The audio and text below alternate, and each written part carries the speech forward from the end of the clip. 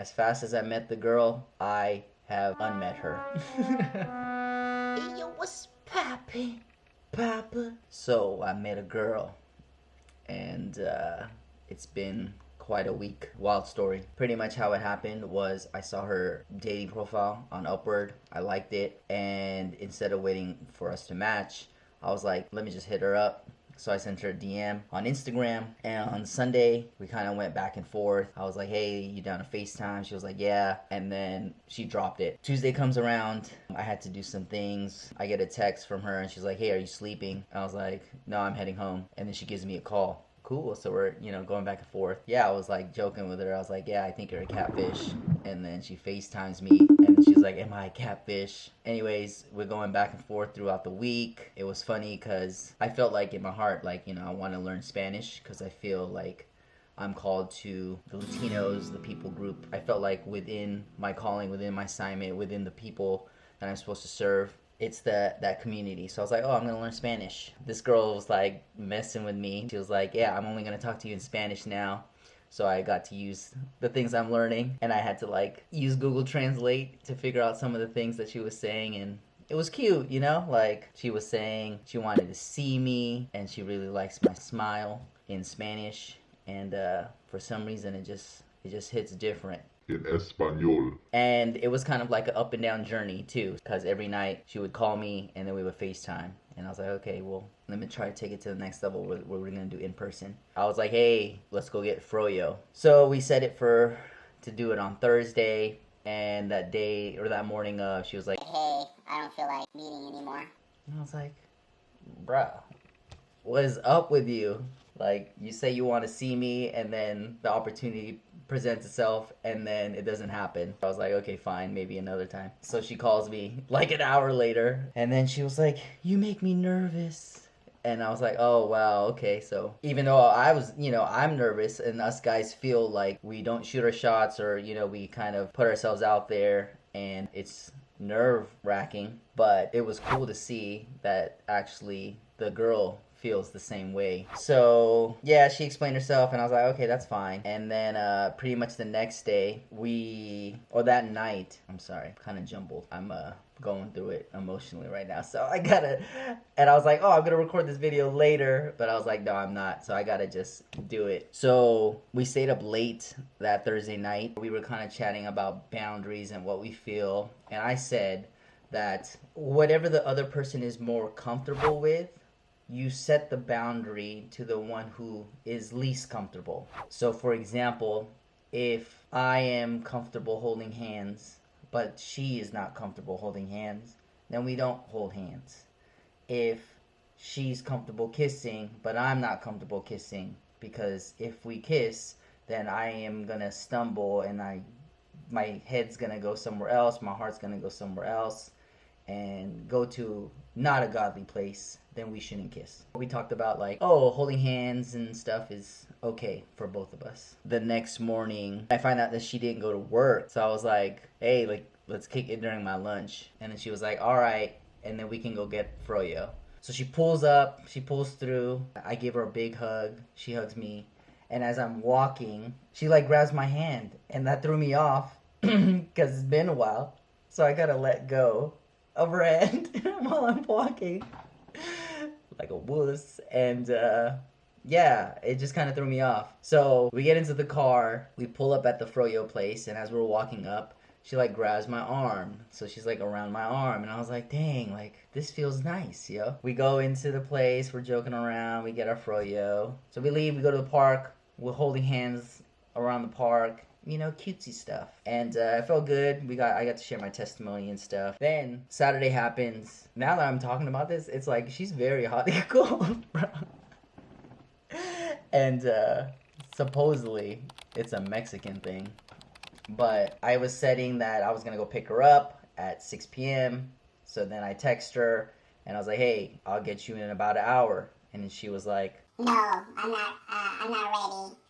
Maybe another time. And I was like, dude, why are you doing this to me? Lady? Like, it's not fun. But 3 minutes later, she was like, what are you doing? And I was like,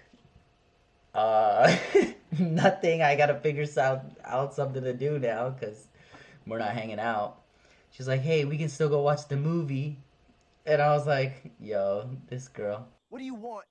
It's not that simple. What do you want? So anyways, obviously I wanted to hang out because that was the initial plan. I go and pick her up. We go out. We're watching the movie, holding hands, holding each other's cute stuff, you know. We go out to get some tacos at Taco Man, bomb stuff. We just afterwards go explore. I drive around. We're having conversation. I go for the kiss, and before we did, we talked about, oh, with this, like, in regards to boundaries and stuff, like, how do you feel about it? I said I was okay, and then she said she was okay. So then we're like, all right. So then we leaned in, and yeah, it was a good night, if you can't tell by my face right now. So it was awesome. Now Sunday we go to church and stuff, and you know, I'm trying to like think about Jesus, but you know, this girl's on my mind because it feels good. We literally just got off the phone like a little while ago. We're talking about what happened last night and how we felt and things like that, and it was cute. And then she hits me with like, she woke up actually very convicted, and I was like, oh, okay, so maybe we should not kiss, which was fine, you know, like, again, I mentioned whatever the other person is comfortable with. If the other one is not, then it's a no-go. So I was like, okay, we'll just take the kissing off of the what's okay boundary list. And then yeah, she was like, I think we should take a break from talking. And I was like, yo, what's going on? And I think one, it happened very fast. I literally DM'd her on Sunday, and then we hung out twice. Well, we talked every day on the phone, text, FaceTime, and then hung out Friday, hung out Saturday. Already was holding hands, holding each other like a couple, and kissing. Yeah, I can see why there is the conviction, because we did go really fast, and I was trying to think like, one, that's either really, really good because maybe it's from the Lord, and that's why it's like we vibe, we're comfortable with each other, and it's just like holy hookup, like let's get it going. Or two, it's really bad, where it was like maybe we're both vulnerable and we're just kind of like clinging to each other because it feels good and it feels nice. And we pretty much said it like, hey, let's take a break from talking. No text, no DMing memes or funny videos or nothing, FaceTime, until Friday. And honestly, that made me super sad,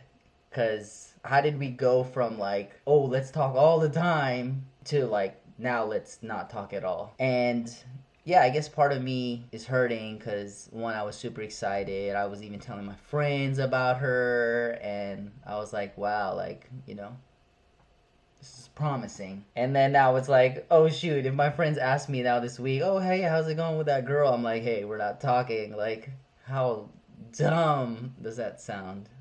It sounds so retarded. I think I want to just like talk through my feelings and my thoughts as we go throughout this 5-day period, and maybe just provide updates and just see how it goes, where we're gonna seek the Lord. And yeah, after we hung up, I was bummed, like so sad. I was just like, dang, I don't even want to get back up and brush my teeth, and I'm just gonna lay here, maybe even fall asleep with the light on.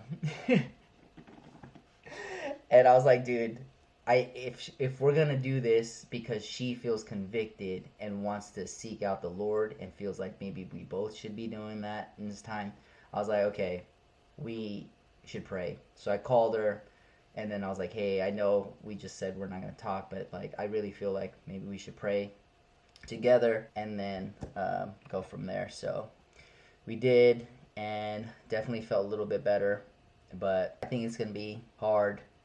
Just because of how fast we connected, and then now it's going to be like feeling like now it's completely cut off. As fast as I met the girl, I have unmet her.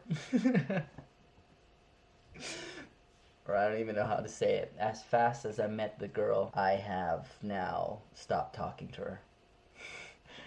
Bruh. That's my journey so far in this dating app, because it was like, yo, I'm good, I don't need to talk to these other girls anymore and stuff. And then the first thing that came up where it was like, oh, well, I'm planning to go back to the gym this week. Maybe I should talk to these girls again. It's like, oh, maybe there is some stuff in here where I was like, I gotta check it with the Lord. Like, yeah, that's interesting. That's very interesting.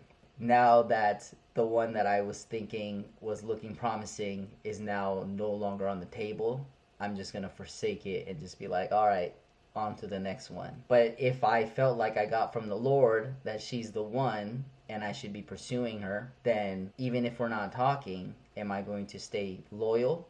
Am I going to continue to pray for her?